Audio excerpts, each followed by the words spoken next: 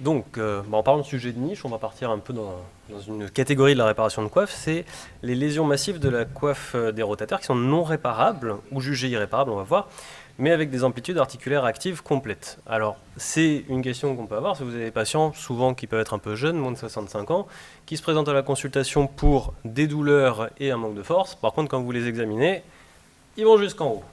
Et là, ça va être un peu compliqué, savoir quoi leur proposer. Pas de conflit d'intérêt. Alors déjà, la définition d'une rupture massive de la coiffe des rotateurs, c'est pas si évident que ça à trouver. Quand on regarde dans la littérature, il y a des critères de taille. Cofield, donc il y a cette classification moins d'un centimètre, 1,3, 3,5 et plus de 5, avec des massives à plus de 5 cm. Gerber qui qualifiait de massive une rupture de plus de 2 tendons. Davidson, une rupture de plus de 2 cm. Si on regarde un peu plus récemment, on va avoir en 2020 dans le JSES avec la méthode Delphi, donc cette méthode où on envoie des questionnaires itératifs à des panels d'experts pour essayer de définir cette coiffe massive. Et on retrouve globalement comme agrément une coiffe qui est rétractée à la glène, que ce soit en plan coronal ou axial, ou une découverture de votre tubercule majeur qui sera à plus de 67% en antéro-postérieur. Et ça peut être réévalué en paire opératoire puisque ça peut être l'IRM ou au cours de l'intervention que vous pouvez juger qu'elle est massive. Donc, déjà, ça c'est le premier point. On arrive à classer un patient en coiffe massive. Alors après, qu'est-ce qui fait qu'une coiffe n'est pas réparable? Et là, encore une fois, c'est quelque chose de compliqué. Est-ce que l'on considère qu'une coiffe n'est pas réparable parce qu'on ne couvre pas la totalité du tubercule majeur? Ou est-ce que c'est parce qu'on le couvre bien en antéro-postérieur mais pas forcément en médio-latéral? Et ensuite, comment anticiper ça? Donc il y a cet article qui a été publié dans Arthroscopie en 2018, où ils ont globalement regardé toutes les épaules qu'ils ouvraient pour mettre une prothèse ou pour aller pour une intervention de réparation de coiffe, et ils ont tiré sur la coiffe, ils ont libéré, ils ont vu ce qui pouvait revenir, puis ils ont regardé a posteriori quels étaient les critères qu'ils pouvaient dégager. Globalement, si vous avez une épaule pseudo-paralytique, que vous avez une coiffe qui est rompue de manière large en médio-latéral, une distance acromiomérale diminuée, un signe de la tangente positif, une dégénérescence graisseuse au moins égale à 2 pour le groupe sur le supraépineux ou une atteinte d'au moins 3 tendons, on peut anticiper des difficultés de réparation. Ça, on les connaît. Alors, ça se confond aussi avec les notions de cicatrisation, parce que c'est des critères qui sont assez proches, c'est-à-dire que même si chirurgicalement, on a la capacité de ramener avec toutes les méthodes qu'on veut, est-ce que ça va cicatriser? Et là, si on retrouve ces critères-là, il y en a qui ont essayé de calculer un score prédictif de cicatrisation des coiffes. Et globalement, quelqu'un de plus de 70 ans, une large rupture en antéro-postérieur qui est rétractée avec une dégénérescence de grade 2, si peu qu'il travaille ou qu'il ait une mauvaise densité osseuse, on est supérieur à 10 points dans leur score, il y a plus de 86% de non-cicatrisation tendineuse. Donc est-ce qu'il faudrait vraiment aller chercher à les ramener telles quelles, ces coiffes, dessus? Est-ce qu'on va rendre service aux patients? Bon, si on ne peut pas les ramener, est-ce qu'on ne peut pas partiellement les réparer? Ça, c'est ce qui avait été proposé, donc ramener au moins l'infraépineux pour essayer de restaurer cet équilibre, cette balance antéro-postérieure avec le sous-scapulaire pour ramener la tête vers le bas. Et donc, si on regarde cet article qui avait été publié, sur ce type de réparation partielle, il y a au moins 50% pratiquement qui vont lâcher, ne serait-ce que la réparation de votre infraépineux. Donc, c'est peut-être pas non plus satisfaisant d'aller opérer quelqu'un pour avoir des taux d'échec aussi importants. Donc, si on ne peut pas faire ça, on va ressortir notre prothèse inversée qu'on aime beaucoup, qu'on aime de plus en plus. Est-ce que ce serait la solution à proposer chez ces patients? Alors quand on regarde la littérature, des patients jeunes de moins de 65 ans, dans le cadre d'une rupture massive de coiffe des rotateurs, super, il y a un papier qui correspond, c'est le JSES en 2013. Globalement, ça marche, les gens sont satisfaits s'ils ont une épaule pseudo-paralytique au départ. C'est-à-dire que si vous partez d'un score qui est bas, vous allez les améliorer. Par contre, si vous étudiez les facteurs d'échec et de mauvaise satisfaction des patients, donc le JSES en 2015, être un patient jeune et un bon score fonctionnel au départ, donc globalement avoir des bonnes amplitudes articulaires, vous allez avoir des taux de satisfaction qui sont mauvais sur les patients et vous allez assez peu les augmenter. Si on regarde un petit peu les rapports entre l'âge et le sexe du patient par rapport à ces prothèses inversées, on a aussi des effets. Par exemple, chaque année de plus chez un patient, ça va être une moins bonne mobilité active, mais une plus grande satisfaction. Donc on retrouve un peu nos critères, c'est que des patients plus âgés sont plus satisfaits de ces prothèses, même s'ils bougent moins de manière active. Et notamment, un des critères qu'on voit sur la droite, c'est que plus le patient est jeune, moins il a une rotation externe active présente. Bon, ça n'a pas l'air d'être idéal non plus. Alors qu'est-ce qu'on peut retrouver d'autre dans la littérature? Il y a plein de choses qui se font. une des choses, moi, que j'ai découvert en prenant la suite de Toufik Ben Khalfat, c'est la ténodèse du biceps, le reroutage, en le mettant à la partie supérieure du tubercule majeur. Quand on regarde en 2022, dans Arthroscopie, il y a cette revue de littérature qui a été faite sur différentes techniques, alors notamment la série de Johan Barth en 2020, qui rapporte 24 patients avec un âge moyen de 60 ans, sur lesquels ils ont fait une reconstruction capsulaire supérieure par le biceps, et donc on est bien sur des critères de coiffe massive avec des dégénérescences graisseuses qui peuvent aller jusqu'au grade 3, et il obtient quand même 91% de bonne cicatrisation quand il est dessus. Alors ça interpelle quand même, parce qu'on a plusieurs séries, où on a, par exemple, vous prenez la dernière, Fletcher, on va avoir 54% de patients avec un excellent résultat, 41% avec un résultat qui est bon, donc à plus de 90% de bons résultats. Donc est-ce que ça marcherait, cette technique? Si on regarde un petit peu, on a d'autres papiers qui peuvent sortir, en 2024, il semblerait dans ce papier-là que le reroutage du biceps, ça vous permet d'améliorer les amplitudes articulaires et la satisfaction patient et les résultats, surtout sur la première année. Après, ça a tendance à rejoindre les résultats d'une réparation simple. D'autres techniques sortent, 2025, eux sur des coiffes larges, ils vont faire une réparation en suture bridge, même si c'est incomplet, mais en mettant ce biceps à côté. Et là, même sur des coiffes larges où les taux de cicatrisation ne sont pas forcément excellents, ils nous rapportent 9% de rupture seulement dans leur technique de réparation. Alors, pour vous montrer ça, Toufik, l'une des dernières qu'on a fait ensemble avant son départ en retraite, on lui souhaite une bonne retraite. Et donc cette technique, assez simple, alors on aime bien, c'est une technique qui est plutôt écologique, on va utiliser assez peu de matériel, c'est du circuit court, c'est du local, c'est du producteur au consommateur, on prend tout directement, donc on va éviter les comorbidités du prélèvement par exemple pour une reconstruction capsulaire supérieure au fascia lata. Donc l'idée, c'est une technique un peu modifiée, c'est de venir creuser un petit peu votre gouttière, la partie antérieure du tubercule majeur, pour faire quelque chose d'assez rond, et venir ensuite, vraiment, vous allez chercher à ramener votre biceps à la partie vraiment supérieure. Et votre encre que vous allez passer, elle n'est pas du tout anatomique au départ, elle n'est pas du tout juste en arrière de la gouttière, elle est vraiment au sommet de votre tête, en fait un tout petit peu plus latéral que là où vous rentreriez un clou. Et vous allez mettre une encre qui va vous servir à ramener ce biceps à la portion supérieure. Alors, c'est joli les encres, on va avancer. Hop, on va pas citer les marques, on va sortir les fils. On essaie de rattraper un peu le temps en même temps. Et donc, on va venir passer 3 des fils en arrière pour les isoler, et 3 autres qu'on va venir se ramener hop, sous le biceps. Vous allez les amener un petit peu loin dans le récessus sous-coracoïdien. Vous allez les récupérer de l'autre côté de votre biceps. Hop. Est-ce que je vais pas trop loin si je fais ça? Tac. Voilà. Vous les récupérez. Des fois ça fait des boucles, des fois on y voit moins bien.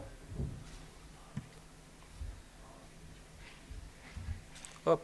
Voilà. Ils sont partis devant. Et donc vous allez isoler un des fils que vous allez refaire passer une fois autour de votre biceps, faire ce qu'on appelle un double lasso. Hop. Et ensuite vous allez faire votre nœud.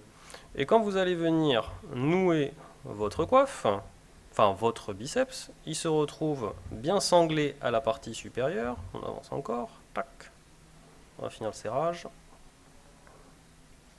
Hop, si on voit le dernier pouce-nœud qui arrive, voilà. Un tendon bien immobilisé à la portion supérieure. Donc ça va être ce qu'on va venir rechercher. Hop. Après, il y a différentes techniques, soit faire des réparations partielles. Alors, vu le temps, je ne vais pas vous faire la deuxième vidéo sur juste ramener une coiffe, vous faites la technique que vous voulez, soit des side to side, soit venir les ramener. La question qui va plus nous intéresser, ça va être, qu'est-ce que ça va pouvoir donner en termes de récupération, pourquoi ça marcherait? Il y a des papiers qui avancent que c'est de recréer un ligament qui va éviter la migration supérieure, de rattacher votre tête à la glène, ce qui va protéger la cicatrisation des autres tendons le temps que ça vienne prendre. Donc ça peut améliorer les patients. Par contre, quand on continue la littérature, et si on se pose la question, bon, j'ai fait quelque chose qui va peut-être marcher, peut-être pas, parce qu'on n'a pas encore des preuves concrètes du fonctionnement, il faut faire attention à ce type de papier qui nous dit que globalement, si vous opérez une épaule et que ça ne marche pas, et que derrière vous voulez lui remettre une inversée, on peut avoir des moins bons résultats. Alors ça peut être sur le plan du sepsis, ça on l'a largement évoqué ce matin, mais on a aussi des papiers là, qui viennent de sortir en 2025, qui nous disent que même en termes de force musculaire, on peut avoir un moins bon résultat si une coiffe a été réparée auparavant.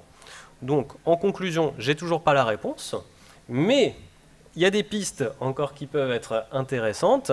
La ténodèse du biceps, c'est pas très lourd en matériel et dans les séries qu'on a, nous on est en train de revoir tous les patients qui ont été faits depuis 2014 à la clinique, ça semble quand même donner des très bons taux de cicatrisation. Mais on attendra l'année prochaine pour vous publier les résultats. Ouais. J'ai un peu fait vite. Mais...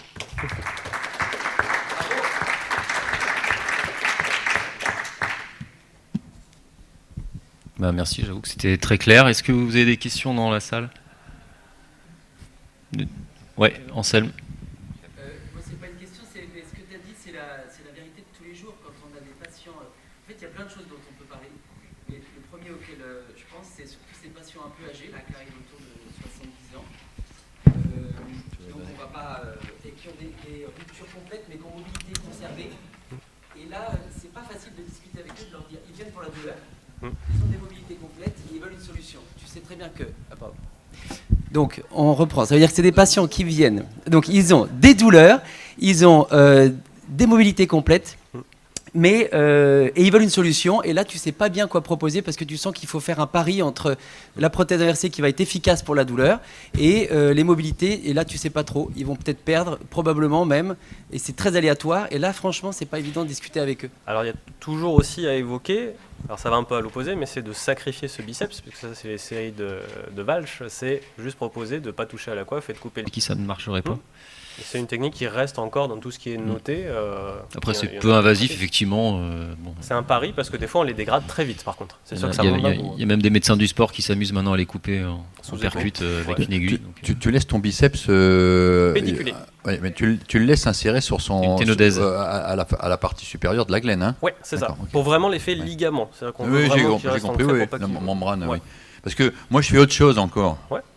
Moi, je m'en sers comme Auristine. C'est-à-dire que je fais une réparation partielle. Tu as encore ton tubercule majeur qui est bien découvert. J'ai vu que tu trichais parce que tu médialises quand même un peu, comme on fait tous. Hein. Tu enlèves 5-6 mm de cartilage en disant tant pis, on aura peut-être un peu moins d'élévation antérieure, mais bon, ça va permettre de réinsérer un peu mieux la coiffe. Puis moi, je m'en sers comme Auristine, c'est-à-dire que je fais une ténotomie et ce morceau de biceps, je m'en sers pour venir combler, recouvrir mon tubercule majeur avec les points qui ont servi à réparer ma coiffe. Et donc, tu obtiens à la fin, et ça m'est arrivé une fois ou deux de retourner pour autre chose, et tu as une espèce de fibrose, de fibrine qui s'est fait. Quelques mois après, tu reconnais plus, tu sais plus où il est ton biceps. Il est pris dans cette espèce de truc là. C'est un apport collagénique, c'est une sorte... On faisait ça à ciel ouvert, ceux qui ont fait des coiffes à ciel ouvert, ils ont connu ça. Personne n'a fait des coiffes à ciel ouvert, merde. Est-ce que vous avez repris en prothèse des patients qui avaient eu des ténodèses comme ça? Ouais. Et si oui, est-ce que le long biceps était réellement fixé à la tête? Ou est-ce qu'il tenait juste dans une gouttière? Est-ce qu'il était mobile? Est-ce qu'il y avait encore les fils? Parce que si c'est pas ancré à la tête, je vois pas comment ça pourrait marcher. Et à mon avis, ça ne doit pas coller complètement. Alors, après, on avive quand même beaucoup, donc ils vont se prendre, il va coller aussi. Et là, pour ceux on en a revu plus d'une trentaine, là, avec des échos de contrôle à 5 ans, le biceps, il est toujours à sa place. Non, mais ceux que vous avez repris par une inversée. Ceux qui ont été repris, c'est que tout a lâché, en général. Il s'est barré? Est-ce qu'il a rompu? Qu'est-ce qui s'est passé? Ceux qu'on a repris, c'était pour rupture itérative avec tout qui était parti. Même le long biceps? À tout, oui. Et moi, je veux bien faire un petit commentaire sur ça, parce que j'ai repris... Moi, je fais comme Toufik depuis des années.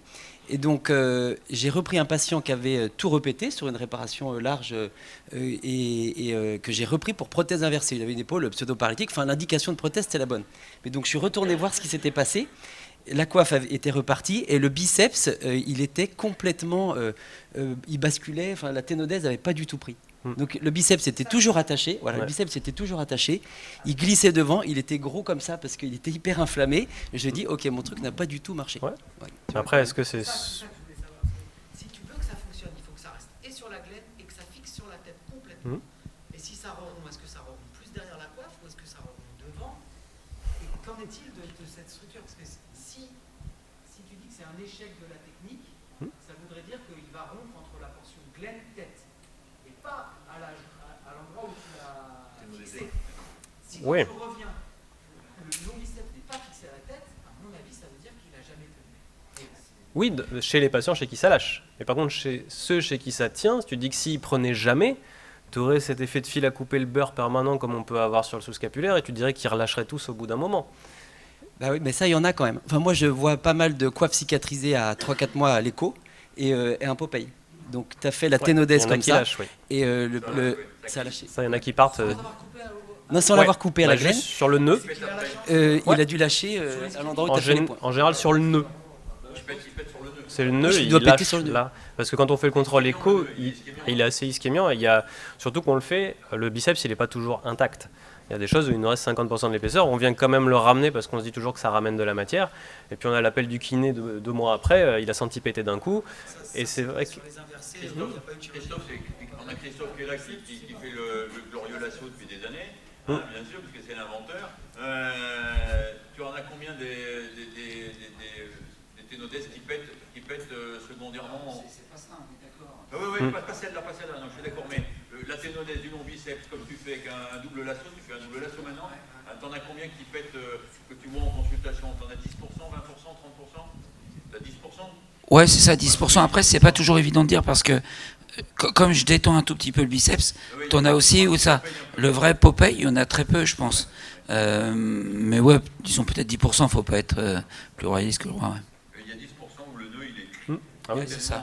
Probablement ischémiant, et puis tout à fait, ouais. D'ailleurs, même il y a des patients qui décrivent, il s'est passé quelque chose. Ouais. On